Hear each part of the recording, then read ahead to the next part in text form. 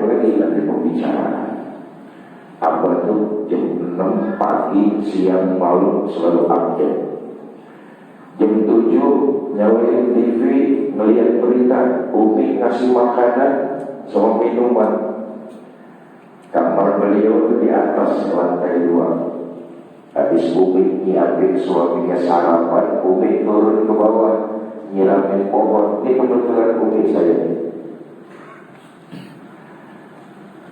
Hampir 7:30 Umi mau nengokin suaminya, udah makan atau belum? Begitu naik ke atas ke kamar, kata Umi, apa saya itu udah tiduran celentak, kakinya masih kelipet, masih bersilah. Dibangunin sama Umi, bangun, sarapannya keburu dingin, dipegang badannya udah anyep. Nah, anyep mandi aja, dingin, udah dingin, dipegang tangannya dan nadinya udah gak ada. Nah, yang saya mau maksud itu kewajiban kita meluruskan persendiannya. Zainuddin dibawa ke dokter, habis itu dilurusin, masih bisa lurus, Pak, lemes masih. Kakinya tuh dilurusin sama Umi, disortirin, nadinya gak bergerak, disedangkan masih lemas. Begitu dibawa ke Pertamina, dokter memastikan beliau sudah wafat. Adik saya tanya, menurut medis wafatnya kira-kira udah berapa lama? Prediksi dokter baru setengah jam juga lama loh, Pak. Jadi maksudnya adalah kewajiban kita. Begitu kita mendapati keluarga kita sesama muslim wafat, lurusin persendiannya, kaki dan tangannya. Ini kewajiban. Yang ketiga, apalagi kewajiban kita? Nutupin jenazahnya. Ummul Mukminin Sayyidah Aisyah radhiyallahu anha, ketika baginda kita Nabi Muhammad sallallahu alaihi wasallam wafat, jenazah beliau ditutupin dengan kain bercorak. Makanya kita lihat-lihat, nauzubillah, kalau ada kecelakaan di jalan sampai mengakibatkan korban nyawa, polisi ada kardus ditutupin pakai kardus, benar-benar. Ada koran ditutupin pakai koran, ada daun pisang ditutupin. Memang begitulah kewajiban kita yang hidup untuk nutupin jenazah saudara kita. Ada dari tergesa-gesa yang dianjurkan agama menguburkan jenazah sesuai dengan kaifiah. Yang kedua, tergesa-gesa yang dianjurkan agama nikahin anak perempuan kalau udah cukup umur dan udah minta untuk dinikahkan. Apalagi zaman sekarang punya anak perempuan udah cukup umur minta dikawinin kagak dinikahin, saya khawatir itu anak bakal kawin sendiri. Maka kewajiban kita para tua muslim ini mengantarkan anak kita ke pintu yang disebut pernikahan. Dua. Yang ketiga, kewajiban, bukan kewajiban, tergesa-gesa yang dianjurkan adalah membayar hutang. Disuruh kita tergesa-gesa bayar hutang. Saudara, yang namanya hutang itu ada hidup, mubah boleh, ada hidup kok. Rasa-rasanya hampir sebagian besar dari kita pasti pernah punya hutang. Benar apa enggak? Ini kira-kira jemaah Masjid Al-Hidayah pada punya hutang bukan enggak? Kelihatan muka-mukanya kok ini. Mubah boleh, itu ada hidup kok. Pinjam sono, bayar sini, gali yang sini, tutup yang sono, boleh.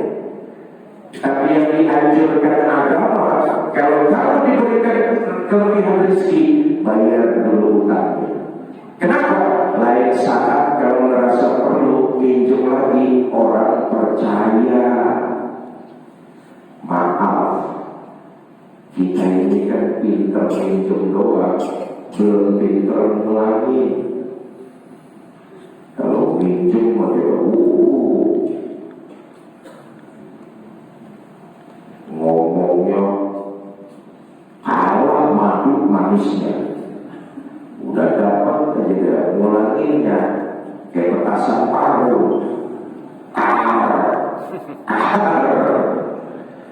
Ada orang kita kalau diterima utang ini ada. Yang mana orangnya kalau banyak? Saudara, saya katakan sekali lagi, ini mubah boleh, ada hidup kok, boleh. Tapi kalau kita diberikan kelebihan rezeki oleh Allah, tutup dulu dan bayar dulu utangnya. Kenapa? Lain saat kalau merasa perlu pinjam lagi, itu orang masih percaya. Dulu di zaman Nabi ada orang dari sembahyang subuh sampai siang agak keluar busuk banget di dalam masjid. Sampai nama Nabi ditanya, Mas, udah mereka ini orang dari Solo rupanya ini. Mas, saya lihat sampai dari selesai sholat subuh sampai siang kayak begini kok gak keluar dari masjid. Khusus benar di dalam lagi zikir, bukan ya Rasul. Doa enggak, iktikaf bukan juga. Loh, terus ngapain sampai dari pagi sampai siang nggak keluar di dalam masjid? Ya Rasul, terlalu banyak orang datang ke rumah saya mau nagih utang. Diem aja di rumah, pintu diketok orang melulu. Mau pergi takut ketemu sama orang itu. Akhirnya saya lihat tempat yang kagak bakalan dicari orang-orang, dia cuma di masjid. Makanya saya ngetem di sini. Nah, mulai ntar kalau ada yang lama di masjid Al-Hidayah ya, ada yang ngomong ya. Kata Nabi, ya udah gini aja, mau nggak kamu saya ajarkan satu doa? Kalau doa ini kamu amalkan, Allah akan hilangkan perasaan di hati kamu dari diri utang. Ini doa kalau kamu amalkan, Allah akan hilangkan perasaan di hati kamu dari diri utang. Nah, perlu diingat jemaah subuh, doa ini kalau dibaca, yang dihilangi perasaan di hatinya dari diri utang. Utangnya mah tetap bayar. Lah enak kalau ada doa dibaca utang jadi lunas. Kata orang itu, mau ya Rasul ajarkan kepada saya. Diajarin doa ini kepada orang itu, tapi hakikatnya kepada kita semua umat Islam.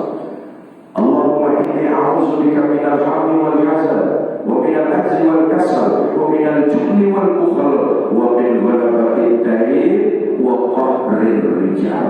Tiga itu tergesa-gesa yang disuruh ngelunasin utang. Yang keempat nih, sebenarnya ngomongin nih, tergesa-gesa yang dianjurin agama, segeralah kita menggapai maghfirah Allah. Apalagi hitungan Masehi, nah ini penting nih, hitungan Masehi Samsiah, kita ini berada di awal bulan Januari, betul ya? 2024 udah kita tinggalin, kita bicara Samsiah, Masehi. Beda kalau perhitungan kalender Islam, Samsiah sama Komariah beda. Samsiah tahunnya Masehi, kalau Komariah tahunnya Hijriah. Umum tahun Desember Masehi, kita Hijriah tahun barunya Muharram. Ya, halo.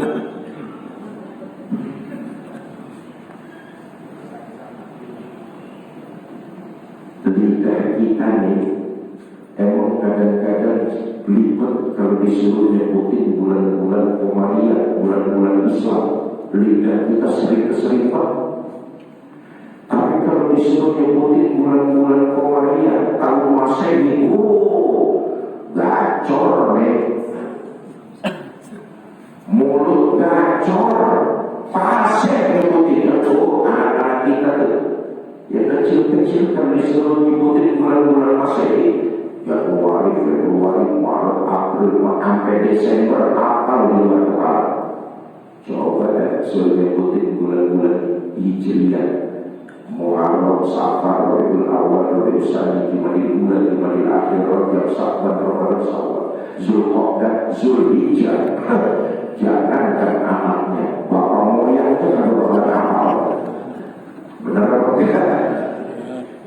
Saya tidak mau memperpanjang di situ. Nah, kita yang keempat disuruh oleh agama segera mencapai maghfirah, ampunan Allah. 2024 sudah kita tinggalkan. Sekarang kita di awal 2025. Muhasabah, berapa banyak selama sepanjang 1 tahun kemarin 2024 Allah berikan kita nikmat karunia.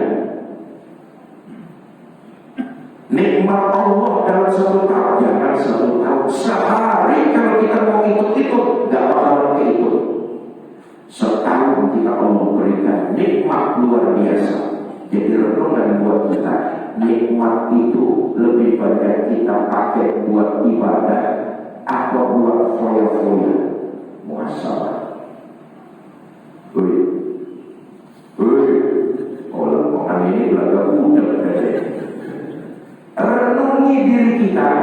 1 tahun kemarin 2024 begitu banyak karunia Allah. Jangankan setahun, sehari kita gak sanggup ngitungin karunia Allah. Nikmatnya luar biasa. Muhasabah, renungi makin banyak ibadah kita atau makin banyak kejahatan kita. Kalau kita mau jujur, lebih banyak kejahatan kita ketimbang syukur atas nikmat yang Allah berikan. Karena itu agama memberikan kita tuntunan, segeralah kalian meraih pengampunan Allah. Sekarang di awal tahun 2025 enggak ada jaminan sepanjang 2025 kita masih bernapas atau enggak.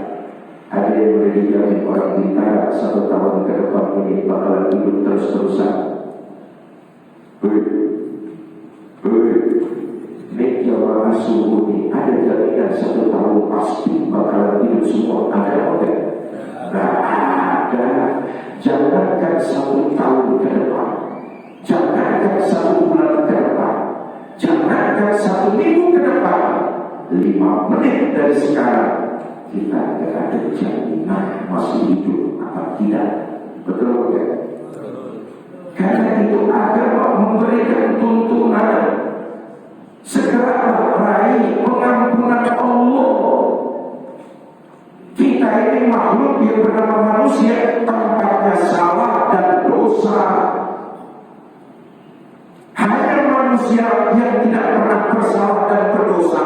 Junjungan kita baginda Nabi Muhammad SAW, beliau maksud kita ini belepotan salah sama dosa.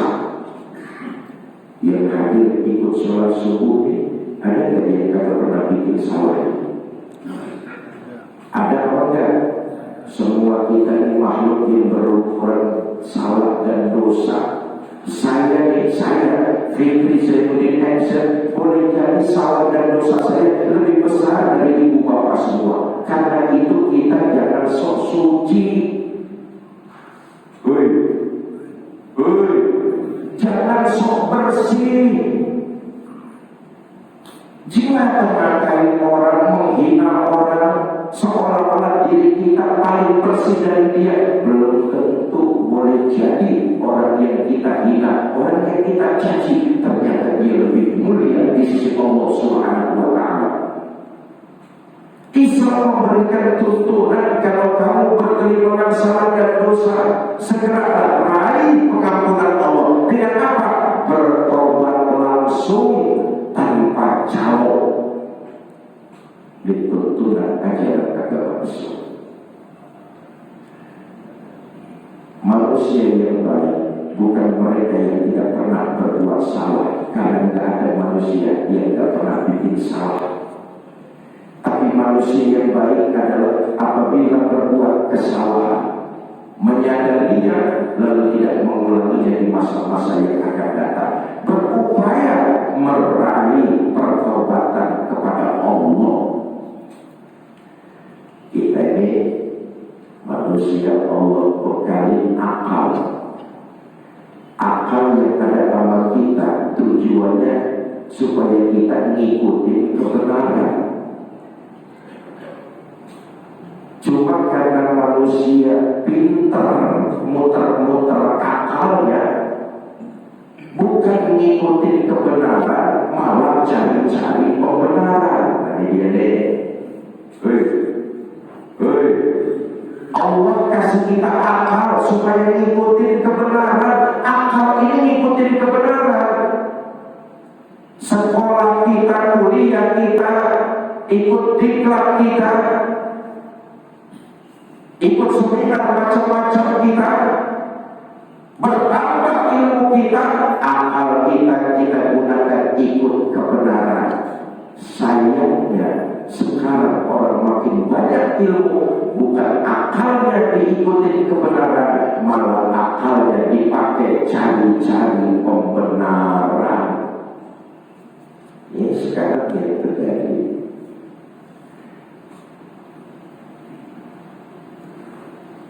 Contoh, akal digunakan cari-cari pembenaran. Taubat dikaitin sama umur. Itu cari-cari pembenaran. Padahal Quran menjelaskan soal umur itu hak prerogatif Allah. Kematian itu haknya Allah. Manusia gak ada yang tahu. Jangankan kita, Nabi dan Nabi saja gak tahu itu haknya Allah. Tapi karena kita pintar-pintar benar cari alasan, kematian kita kaitkan dengan umur, taubat kita kaitkan sama usia. Nah, entar aja lagi ke masjid, kalau udah ada ngomongan dikit. Padahal tiap saat, bukan cuma tiap hari, bukan cuma tiap jam, tiap saat malaikat mau mengintai kita semua. Betul atau tidak? Saya tanya, ini hadir di sini ada jaminan entar malam masih bernapas? Ada jaminan apa enggak? Jangan entar malam, entar sore, entar siang, 5 menit ke depan, enggak ada jaminan. Karena itu agama memberikan tuntunan, segeralah kamu meraih pengampunan Allah. Dengan apa? Bertobat. Saudara, luar biasa agama menyuruh kita untuk segera melakukan pertobatan karena keutamaannya begitu besar. Kata Nabi, tobatnya seorang hamba malam yughfir, sebelum ajal itu sampai ke tenggorokan masih diterima oleh Allah. Tapi kalau sudah di tenggorokan, pintu taubat tertutup. Alhamdulillah. Mudah-mudahan kita semua husnul khatimah. Keutamaannya luar biasa, karena itu agama nyuruh kita untuk menggapai maghfirah Allah. Dulu ada orang durjana, tiap hari kerjaannya demen ngumpulin dosa, judi, doyan.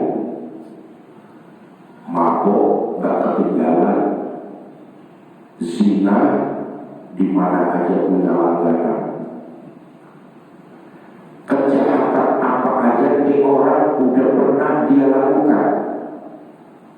Bromo Cora, preman, bajingan, angin, ngebunuh orang gak tanggung-tanggung, 99 orang dibantai.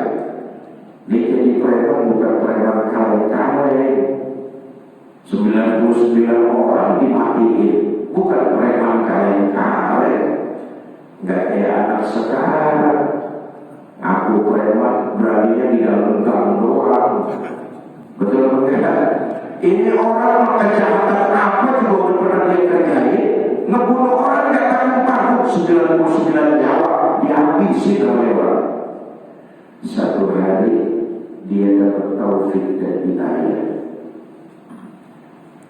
mengakui kekeliruan, kesalahan dan dosa-dosanya. Dia kena tobat kepada Allah. Nah, itu ajaran pertamanya. Bapak Ibu jamaah Masjid Al-Hidayah, kalau pagi ini di luar sana masih banyak saudara-saudara kita yang larut dalam maksiat, rangkul. Kalau kita nggak mau rangkul, mulut kita kudu kita jaga, jangan kita katain. Hei, udah ngerangkul kagak mau, ngata-ngatain, ini juga salah. Kita rangkul, kalau kita nggak mau, mulut kita jaga, jangan kita kata-katain. Sebaiknya bagaimana Ustaz? Doain. Dia memang dapat doa dari kaum muslimin dan muslimat. Suatu saat dia menyadari kesalahannya, itu doa dari kaum muslimin. Makanya kalau ada saudara kita di luar masih larut dalam maksiat, kalau kita nggak mau rangkul, jangan kita kata-katain, kita doakan minimal di dalam hati supaya Allah berikan mereka taufik dan inayah. Di preman mau taubat, datang dia ke salah seorang ustaz. Kebetulan yang didatangi ustaznya ustaz gaul. Oh Ustaz, saya mau tobat, kira-kira tobat saya diterima atau enggak? Kata Ustaz, dosa apa yang kamu perbuat? Cerita di preman kalau dia sudah membunuh 99 orang. Mendengar pengakuan preman membunuh 99 orang, tuh Ustaz marah. Manusia durjana, nyawa dari Allah, Allah juga yang berhak mencabutnya. Terlalu banyak dosa yang kamu perbuat, tobatmu tidak akan diterima, tempatmu sudah pasti neraka. Namanya preman, diomel-omelin Ustaz malah otot. Kata preman, Ustaz, mulut lu lemes amat. Emang neraka kaplin bapak moyang lu. Karena marah ini preman, apa yang terjadi? Itu Ustaz dibunuh, lempong korbannya cepet. Saudara, nah kekuatan doa, lagi-lagi kekuatan doa, senjatanya orang beriman, doa. Ini preman enggak lemah semangatnya dengan tobat, tetap kencang karena doa dari kaum muslimin dan muslimat. Satu saat preman ini datang ke seorang kiai arif dan bijaksana. Pak Kiai, saya mau tobat, kira-kira tobat saya diterima Allah atau enggak? Apa jawab Kiai? Selama kamu tidak menyekutukan Allah dengan sesuatu pun, sebesar apa saja dosa yang kamu perbuat, kamu tobat, insya Allah tobatmu akan diterima. Tuh, omongan Kiai menyenangi hati. Omongan Kiai menggedein hati, bukan maki-maki. Orang lagi dagang es dimaki-maki. Lama-lama Kiai penasaran juga, ditanya, Mas, emang dosa apa yang kamu perbuat? Ceritanya orang begini Kiai. Mula-mula saya membunuh 99 orang. Ustaz dimaki-maki. Lalu ya udah, tuh Ustaz saya ngomongin aja, jadi copret. Kata Kiai, ya udah, yang lalu biarlah berlalu. Tataplah masa depan kamu yang pasti, tinggalkan beban masa lalu. Taubatmu akan diterima, tapi satu syaratnya. Apa Kiai? Tinggalin kampungmu, cari kampung yang di dalamnya penuh dengan orang-orang ahli ibadah. Sebab kalau kamu taubat kampung masih di situ, kamu kena penyakit tomat. Malam taubat, pagi umat. Jadi saya pindah cari kampung yang di dalamnya penuh dengan orang-orang ahli ibadah. Kira-kira kemana Kiai? Perumahan Bidar Roka. Amin. Lewat ahli ibadah semua ya. Amin. Baik Kiai, saya mohon doa dari Pak Kiai biar saya istiqomah dalam bertobat. Ini preman cium tangan bolak-balik sama Kiai bela. Lihatin preman kasar, temperamen, keras. Tapi kalau sama Kiai cium tangan bolak-balik, minta doain. Nggak cuma cium tangan, ngamplokin. Pulang, nih preman ngopak koper, berangkat cari kampung yang di dalamnya penuh dengan orang-orang ahli ibadah. Apa yang terjadi? Bapak Ibu jemaah subuh, di perjalanan qadarullah, nih preman mati. Sholat taubat aja belum, apalagi sholat yang wajib. Puasa aja belum, zakat belum, apalagi pergi haji. Di perjalanan nyari tempat kampung yang di dalamnya penuh dengan orang-orang ahli ibadah. Qadarullah mati preman. Belum sampai ke kampung yang dia tuju, di perjalanan mati. Turun dua malaikat rahmah dan Zabaniyah. Malaikat rahmah ingin membawa mayit ini masuk ke dalam surga, sementara malaikat Zabaniyah ingin bawa mayit ini masuk ke neraka. Kata malaikat rahmah, selamat datang orang soleh, kau mati dalam kondisi bertobat, husnul khotimah, tempatmu adalah surga. Ya Allah, baru kepengen tobat doang udah divonis. Selamat datang orang soleh, kau mati dalam kondisi husnul khotimah, tempatmu gak lain adalah penduduk surga. Kata malaikat Zabaniyah, entar dulu, surga mas surga, urusan yang cepet bagaimana? Ini dua malaikat ribut berebut, rahmat dan Zabaniyah. Allah yang pisahin. Kata Allah, para malaikat, udah gak usah pada ribut dah, diukur aja mendingan lebih dekat jalan mana antara kampung yang dia tinggalkan dengan kampung yang dia tuju. Kalau lebih dekat kampung yang dia tinggalkan, seret mayat ini, masukin dia jadi penghuni neraka. Tapi kalau lebih dekat kampung yang dia tuju, masukkan mayat ini jadi penduduk surga. Kalian gak usah ribut, ukur aja mending. Malaikat rahmah dan Zabaniyah sibuk bobo meteran, ukur. Ada yang semeter minta 10 juta. Saudara, nah ini lagi yang penting yang kedua nih. Janganlah lupa segala sesuatu yang terjadi nantikan kita semua ini masuk surga. Amin. Amin. Itu tidak lain dan tidak bukan karena rahmat Allah. Karena itu jangan pernah berputus asa dari rahmat Allah. Manusia hidup kita banyak tekanan, banyak beban, banyak masalah. Sebagai seorang bapak kepala dalam rumah tangga, berapa banyak masalah yang kita hadapi. Dari bangun tidur, mau tidur lagi, sampai tidur juga kita masih mikirin masalah keluarga. Berapa banyak beban kita, berapa kuat masalah kita, berapa besar yang harus kita hadapi. Janganlah kita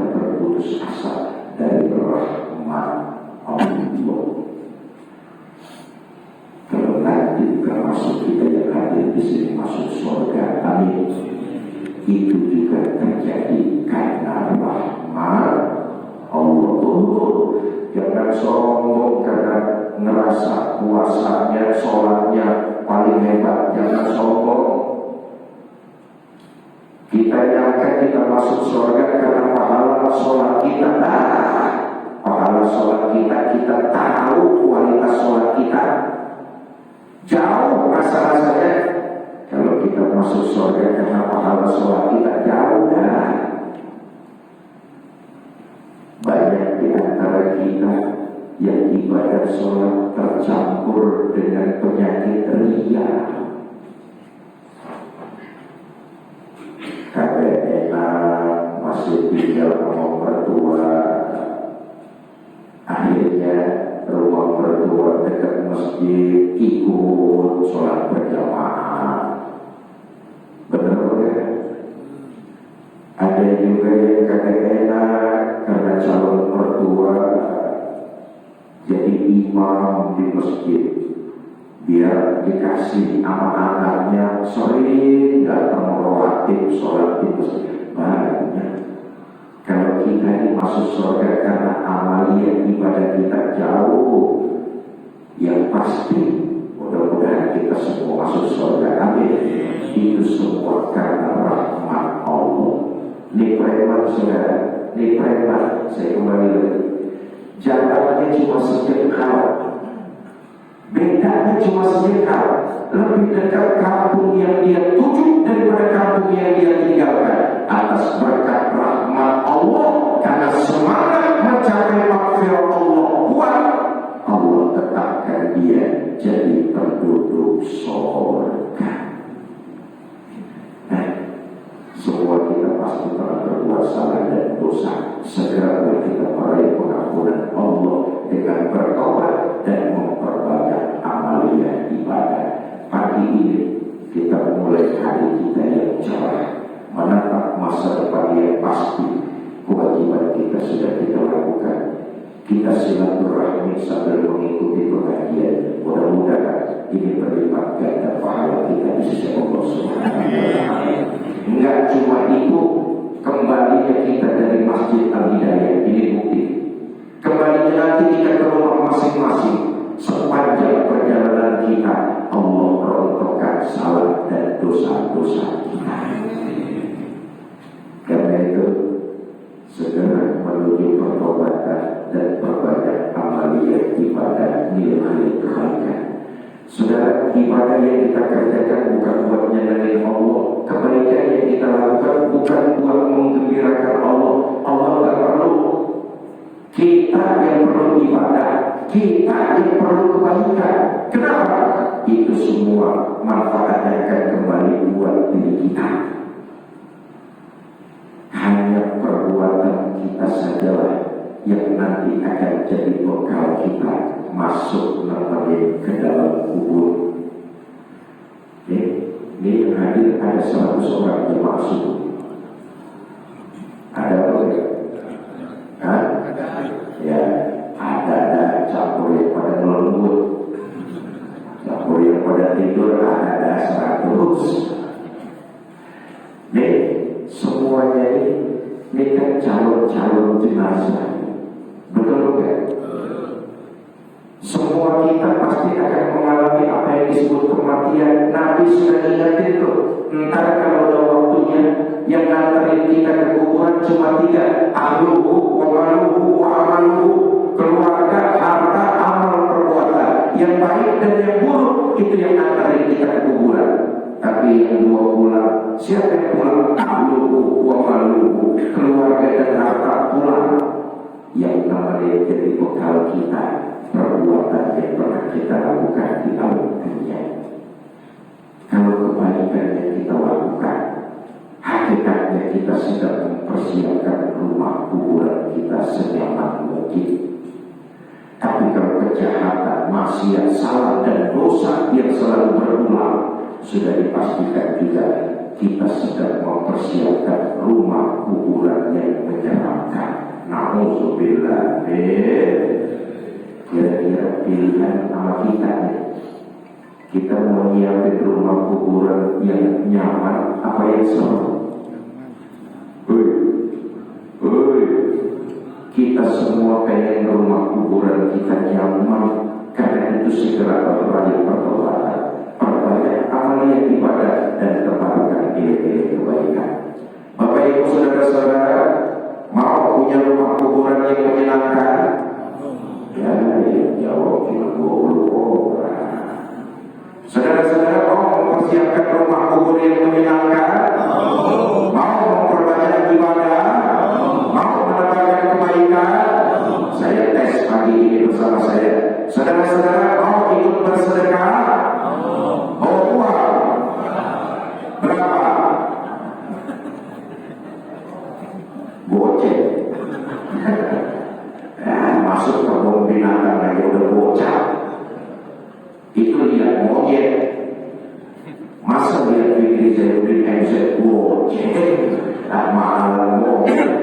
percaya itu.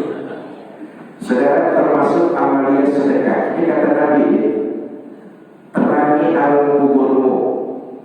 Sampai sini dulu saya ingin menjelaskan sedikit. Rupa-rupanya alam kubur yang bakal kita tempati. Rumah kita yang tadi sedikit saya bahas itu, rumah kita alam kubur itu sepi, sunyi, gelap. Pantas kalau Nabi ingatkan, karena Nabi sayang kepada kita umatnya. Terangi alam kuburmu dengan apa?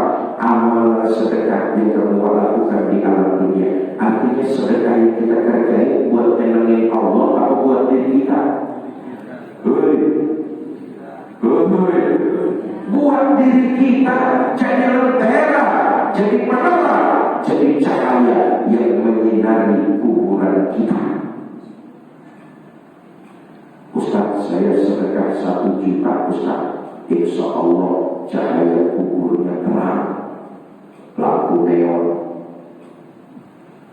Ustaz, saya sedekah 100.000 Ustaz. Patroma. Ustaz, saya sedekah 10.000 Ustaz. Lilin. Ustaz, saya sedekah goceng Ustaz. Pentol korek gitu. Masih remeng-remeng, masih kelihatan, nggak apa-apa. Saudara, lagi-lagi ibadah dan nilai kebaikan manfaatnya buat diri kita, kita sendiri yang akan menerima itu semua. Yaitu kita mulai dari ini pagi ini dengan pelaksanaan subuh berjamaah, lalu mengisi kajian silaturahmi amalia sedekah. Pada panitia sudah siap, saya akan mengitarkan kotak-kotak amal ibu bapak jamaah diisi seikhlasnya. Sini dimulai dari saya dulu sini. Kita diiringi dengan pembacaan sholawat. Allahumma sholli ala sayyidina Muhammadin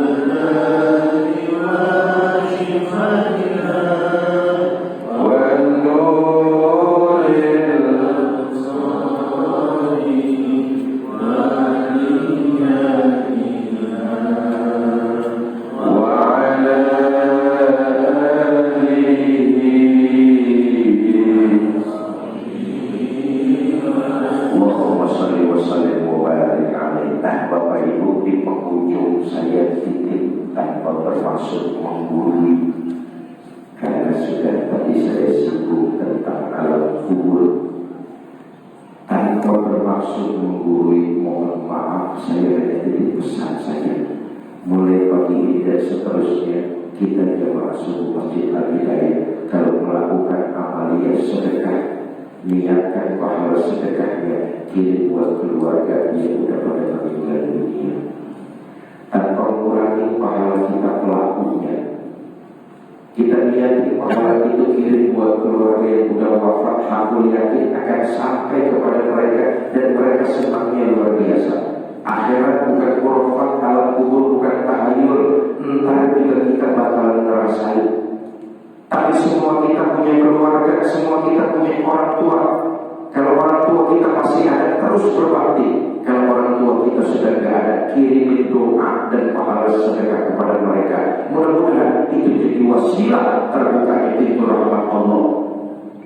Orang tua kita kuburnya Allah jadikan rodo min jannah. Apa yang kita miliki hari ini, apa yang kita rasakan saat ini, apa yang kita punyai sekarang ini, itu semua buah dari perjuangan dan pengorbanan ibu bapak kita. Betul bukan? Betul. Saudara, kalau hari ini kita bisa minum air kelapa, itu karena kakek buyut kita nanam pohon kelapa. Mereka tidak semangat nikmati hasil buah kelapa. Kita yang nikmati cucu-cucu keturunannya.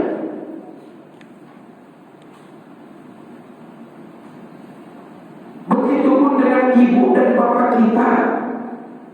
Kalau kita sekarang ini alhamdulillah apa saja kita serba punya, ketahuilah kita bisa seperti sekarang ini itu karena buah dan perjuangan pengorbanan ibu bapak kita. Tanpa mereka kita bukan siapa-siapa, tanpa mereka kita bukan apa-apa. Kalau sudah wafat, kirimkan doa dan pahala sedekah yang kita lakukan di alam dunia. Aku yakin akan sampai kepada mereka dan mereka senangnya luar biasa. Mereka sekarang ini tidak bisa berbuat baik lagi. Mereka sudah tidak bisa sholat, mereka tidak bisa ibadah, mereka sudah tidak bisa amalia sedekah. Alam kubur memberikan pilihan cuma dua, nikmat kubur dan azab kubur. Mudah-mudahan orang tua dan keluarga kita dapat nikmat kubur, amin. Tapi kalau tidak dapat nikmat kubur, mereka sudah pasti dapat azab kubur. Sampai kapan? Sampai datangnya kiamat. Allahu Akbar. Perbedaan di alam kubur dengan Bekasi jauh rentang waktunya. Sehari di alam kubur 1000 tahun di Bintara.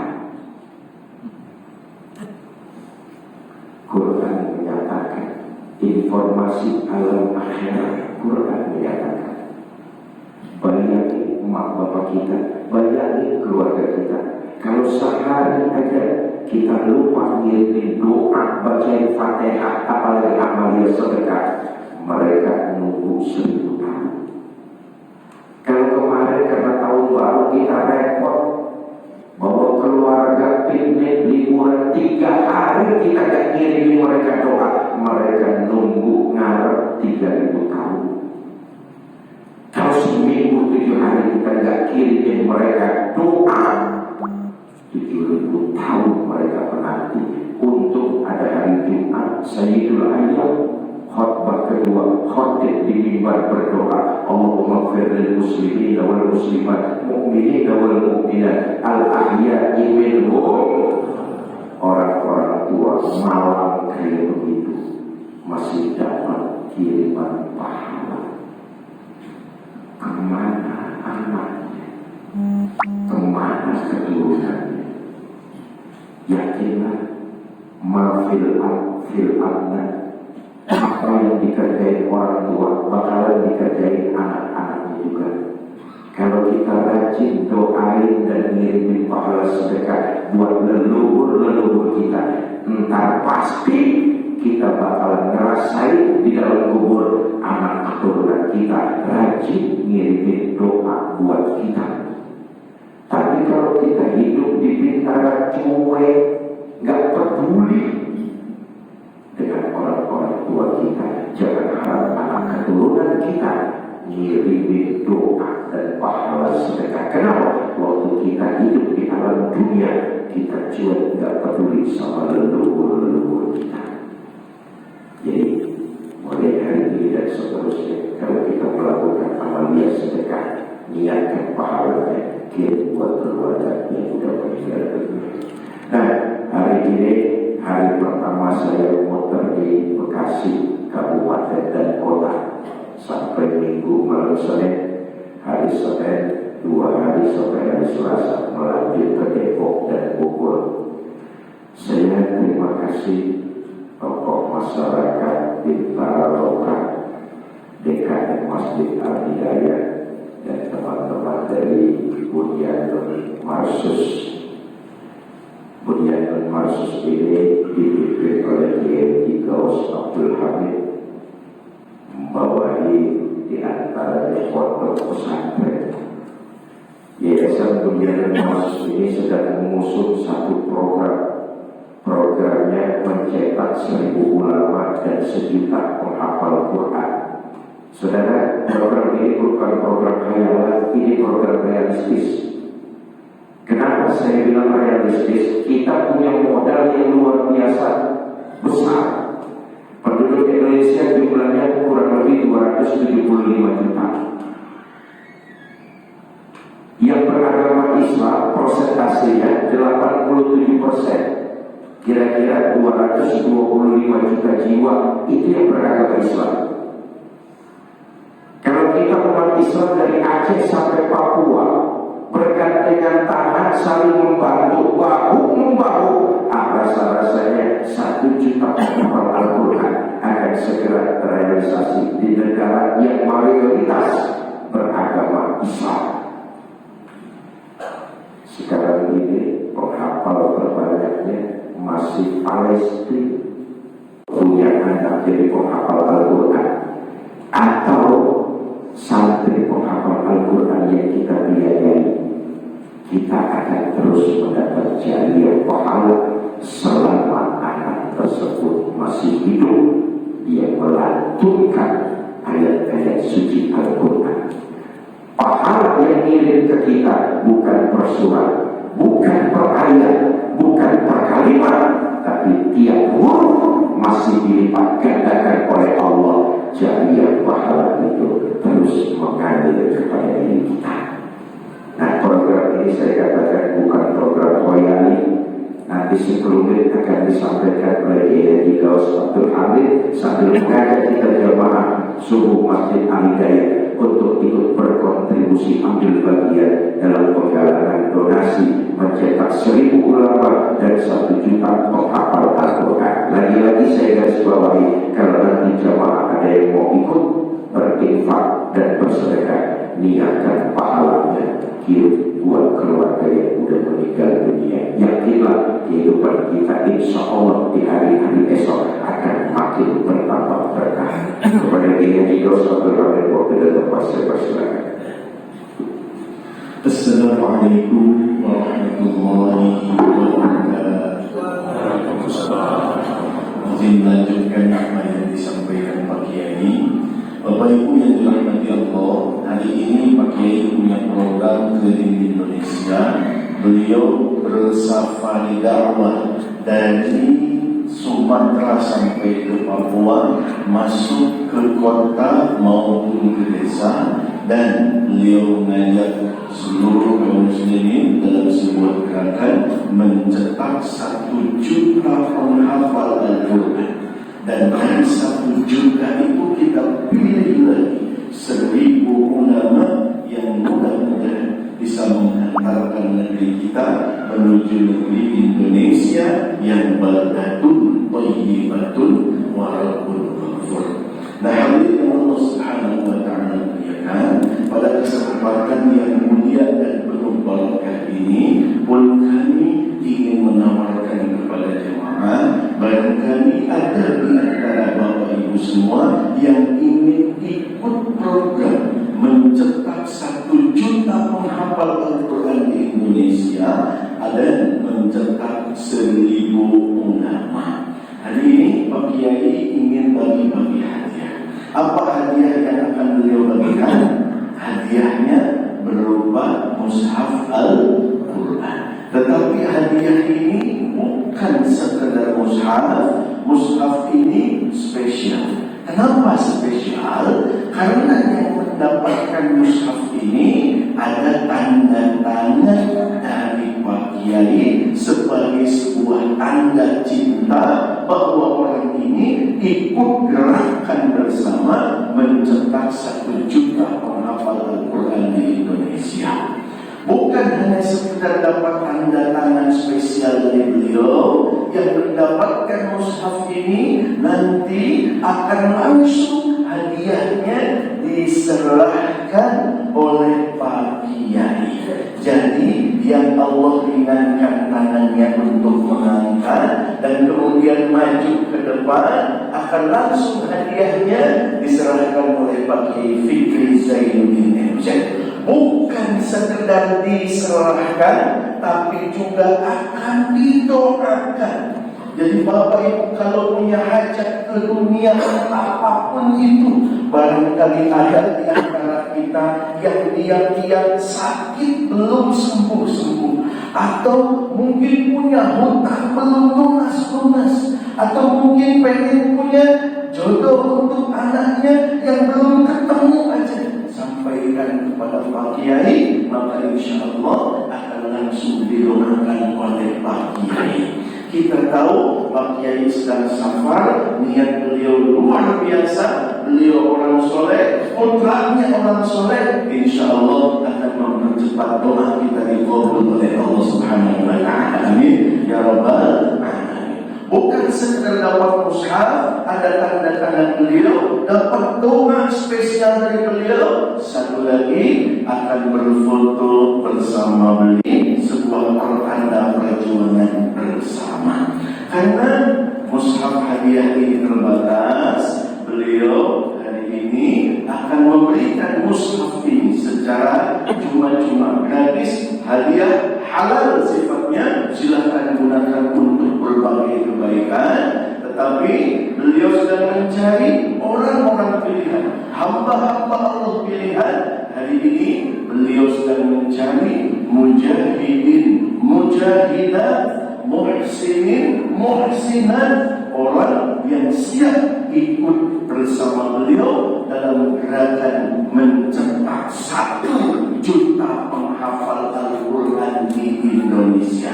Dengan cara apa? Dengan cara menyisihkan sebagian hartanya untuk infak sedekah dalam program mencetak 1 juta penghafal Al-Quran ini. Berapa infak sedekah yang bisa disediakan untuk mendapatkan hadiah istimewa, tanda tangan istimewa, doa istimewa, foto istimewa bersama Pak Kiai? Hanya 2 juta rupiah, Bapak Ibu. Hanya 2 juta rupiah, dan itu pun tidak harus dibayar hari ini. Hari ini cukup niat saja. Saya ingin jadi bagian perjuangan mencetak 1 juta penghafal Al-Quran. Nanti Bapak Ibu bisa membayar. Kalau belum ada dananya hari ini, bisa dicicil atau diangsur selama 4 bulan ke depan. Hari ini cukup angkat tangan, maju ke depan, menerima hadiah ini, lalu kemudian didoakan oleh Kiai Fikri, berfoto bersama Kiai Fikri, lalu nanti kemudian datang ke petugas kami, nanti akan dituliskan nama dan alamat Bapak Ibu semua, lalu kemudian Bapak Ibu akan mendapatkan nomor rekening yang kalau sudah ada rezekinya silakan Bapak Ibu transfer ke nomor ini, lalu kemudian di situ juga ada nomor WA untuk lebih jelas bagaimana program mencetak 1 juta penghafal Quran ini dan progresnya seperti apa. Alhamdulillah, Pak Kiai hari ini sudah bekerja sama di lebih dari 12 pondok pesantren seluruh Indonesia. Bismillah, kami sedang mencari sekali lagi mujahidin, mujahidat yang siap ikut serta dalam program mencetak 1 juta penghafal Al-Quran yang hanya bisa menyisihkan 2 juta rupiah. Tangan, bismillah. Allahu Akbar, 1, 2, 3, Masya Allah, luar biasa. 4, luar biasa, Masya Allah. 4 orang yang terima, luar biasa. Orang yang terima, alhamdulillah. Orang yang ke-6, Allahu Akbar. Ada lagi orang yang ke-7, Allahu Akbar, Masya Allah. Yang ke-7, Allahu Akbar, Bapak Masya. Yang ke-8, ada lagi yang ke-8, silahkan, Masya Allah. Bapak-bapak, Ibu silahkan ke depan, Bapak, Masya Allah. Allahu Akbar, Masya Allah. Saya orang yang ke-9, Allahu Akbar, orang yang ke-10, Masya Allah. Kami menunggu, silahkan Bapak Ibu ke depan. Ya Allah, ya Rahman, ya Rahim. Dalam waktu yang sangat singkat, kami menyaksikan betapa banyak hamba-hamba Allah yang tergetar untuk ikut bersama dalam program ini. Tentu ini merupakan sebuah hal yang sangat luar biasa. Sekali lagi, ini bukan program khayali, ini bukan program yang mustahil. Di sana betapa banyak orang yang ingin belajar agama, ingin menghafal Al-Quran, tapi mereka terbatas kemampuan untuk membayarnya.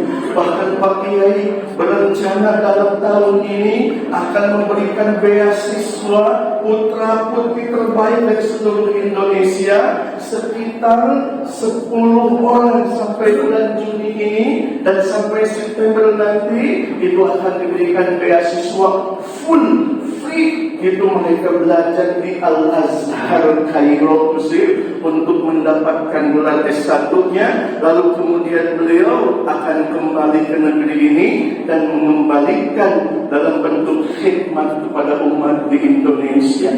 Kami masih menanti Bapak Ibu yang masih berminat, silahkan maju ke depan, silahkan maju ke depan, dan insya Allah sekali lagi ini adalah gerakan bersama, kebaikan bersama yang semua fi mizan hasanatillah. Bapak Ibu yang dimuliakan Allah, yang saya pesankan khusus kepada diri saya dan umumnya kepada kita semua yang hadir di sini, kita luruskan niat kita, kita luruskan hati kita di ajlillah, seperti apa yang Allah firmankan di Quran surat Al-Insan, di mana Allah Subhanahu wa taala berfirman, "Innama nut'imukum liwajhillah." Kami bersedekah, memberikan makan kepada kalian liwajhillah, itu semua karena Allah. La nuridu minkum jazaa'an wa la syukura. Kami tidak mengharapkan balasan, apalagi sekedar ucapan terima kasih, tidak. Kami bersedekah karena apa? Inna nakhafu min rabbina yawman 'abusan qamtarira. Karena kami takut kepada Allah pada hari di mana setiap muka berada dalam ketakutan dan kegundah-gulangan. Itu adalah hari kiamat, di mana kita akan berada dalam ketakutan yang dahsyat, di mana kita akan berada dalam kekhawatiran yang hebat.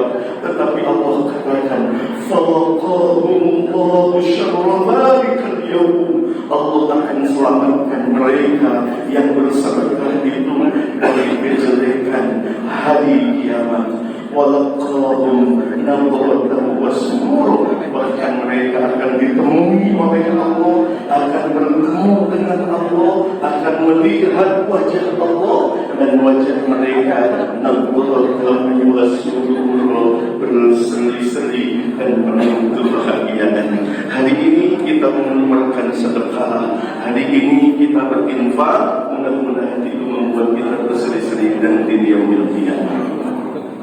Ibu-ibu yang mau ikut silahkan maju ke depan, Bu. Silahkan maju ke depan. Seandainya tidak ada keperluan, Bapak Ibu yang dirahmati Allah, tidak pulang dulu, karena nanti di akhir Pak Kiai akan memimpin doa untuk kita semua. Insya Allah doanya untuk kita semua, bukan hanya untuk orang yang ikut sedekah, tapi yang ikut hadir di majelis ini juga akan didoakan. Kenapa? Karena ketika kita menyaksikan orang-orang beramal soleh, Allah katakan litakunu syuhada 'alan nas, agar kita menjadi saksi nanti di akhirat atas amal-amal manusia. Wa yakuna rasulu 'alaikum syahida, dan Rasul akan menjadi saksi kepada kita semua. Mudah-mudahan kita semua dipersaksikan oleh Allah, dipersaksikan oleh Rasulullah untuk ikut serta dalam program kebaikan mencapai 1 juta penghafal Al-Quran. Di pesantren saya sekarang baru berkumpul sekitar 24 orang yang memang didatangkan secara gratis, lalu kemudian mereka diajari juga secara gratis. Kami sedang persiapan mereka untuk masuk ke Al-Azhar Kairo, Mesir. Itu diberangkatkan di sekitar bulan September. Sekarang lagi iqdad bahasa, iqdad lughawi, dan iqdad Qur'aniyah. Lalu kemudian mereka ada tes yang langsung diselenggarakan oleh Al-Azhar. Kalau seandainya sudah lulus, mereka akan diberangkatkan gratis, dari mulai paspornya, visanya, tiketnya, keberangkatannya, sampai asrama di sananya, masuk Al-Azhar yang diurusin, sampai kemudian belajarnya di sana juga dipantau, dan nanti kita semua akan ikut sama-sama memantau siapa saja pelajar-pelajar Indonesia terbaik yang akan kita jadikan sebagai ulama yang nanti akan menjadi cahaya di tengah-tengah masyarakat. Bismillah, Bapak Ibu yang memuliakan Allah Subhanahu wa Ta'ala, kita diperprogram kebaikan. Andaikan kita ingin pahala yang berlimpah, pasif income pahala yang terus mengalir kepada kita, bahkan saat kita tidur, saat kita duduk tidak sedang beramal, tapi pahala terus mengalir. Itu adalah dengan bersedekah dalam program ini, karena begitu dahsyat pahalanya. Setiap huruf 10 kebaikan. Dan bayangkan yang dibaca para penghafal Quran itu bukan satu huruf, bukan 2 huruf, tapi berbagai halaman dia baca. Satu halamannya saja sekitar 500 huruf. Satu halaman dibaca satu kali 5.000 pahala. Nggak mungkin hafal dibaca satu kali, harus diulang-ulang sampai 100 kali. Satu halaman saja dapat 500.000 pahala. Belum orang yang dibiayainya ribuan orang untuk menghafal Quran, maka berapa pahala yang terus mengalir setiap hari kepada kita. Apalagi kalau kita niatkan untuk al-bardu, ibu bapak kita yang tak meninggal dunia.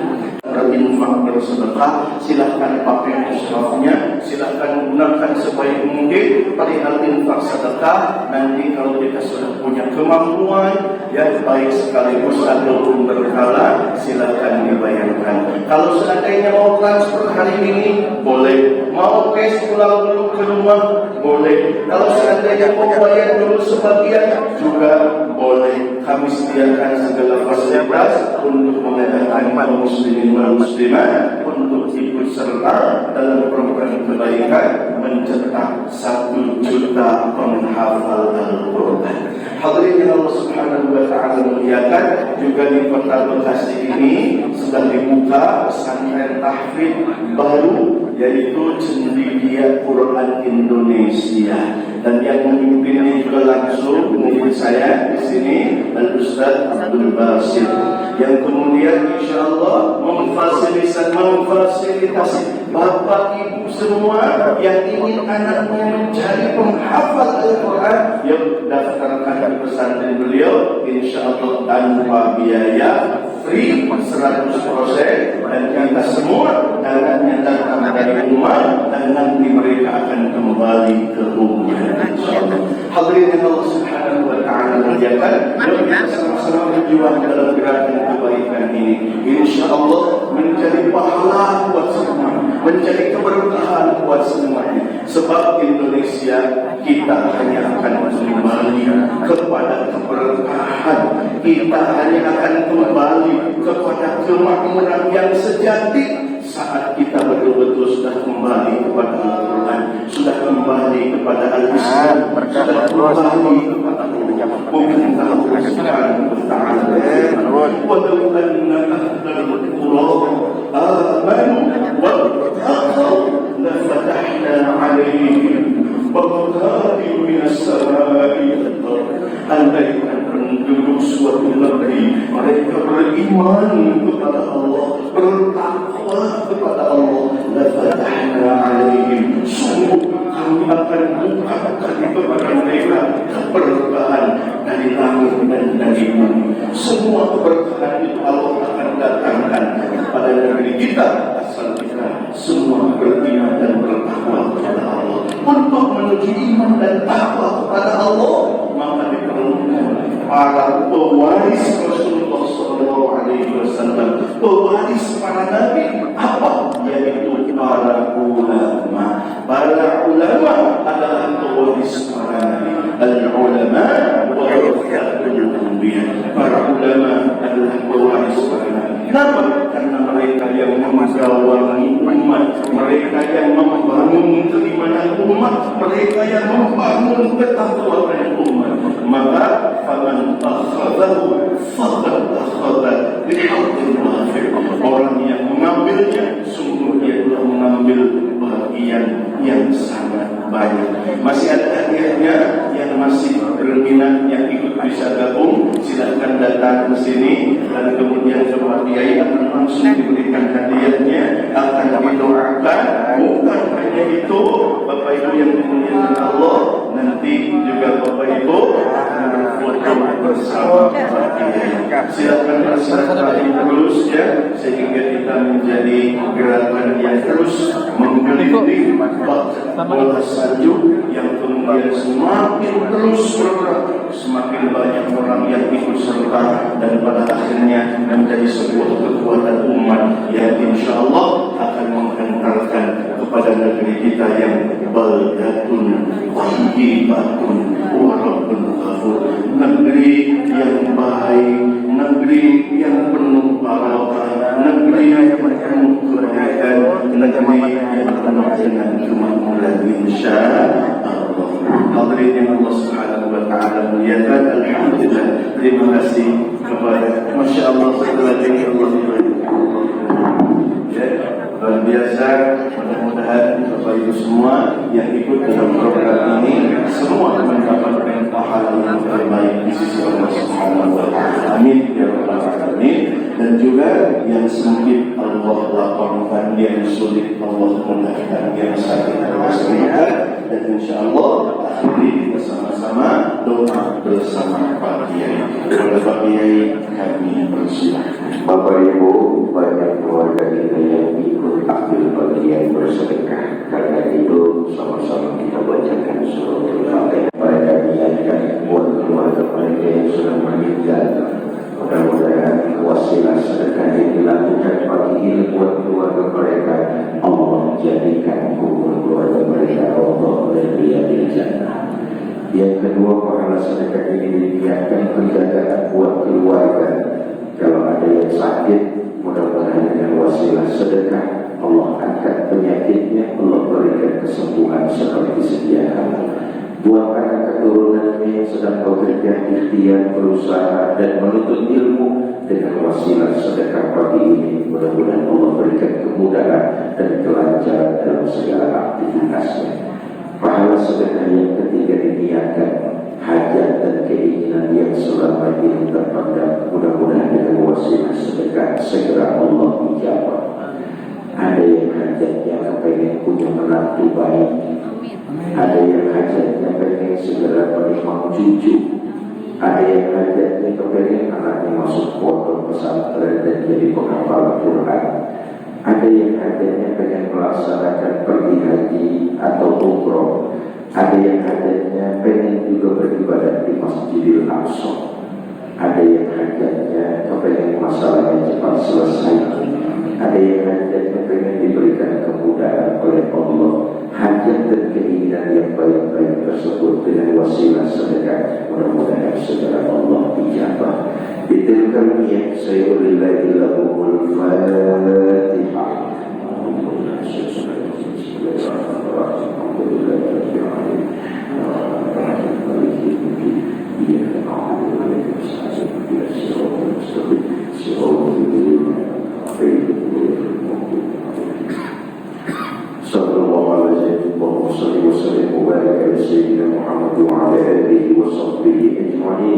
اللهم يا ميسر كل عصير يسر علينا كل عصير فتفسير العصير عليك يسير. اللهم من لا يحتاج الى البيان والتفسير حاجتنا اليك كثير وانت عالم بها وواسع. اللهم اغفر لهم وارحمهم وعافهم واعف عنهم واجعل الجنه نصرهم واكرم نزلهم ووسع مغفرتهم ونور قبورهم برحمتك يا ارحم الراحمين. رب اغفر لنا ولوالدينا وارحمهما كما ربيانا صغيرا ولجميع المسلمين والمسلمات المؤمنين والمؤمنات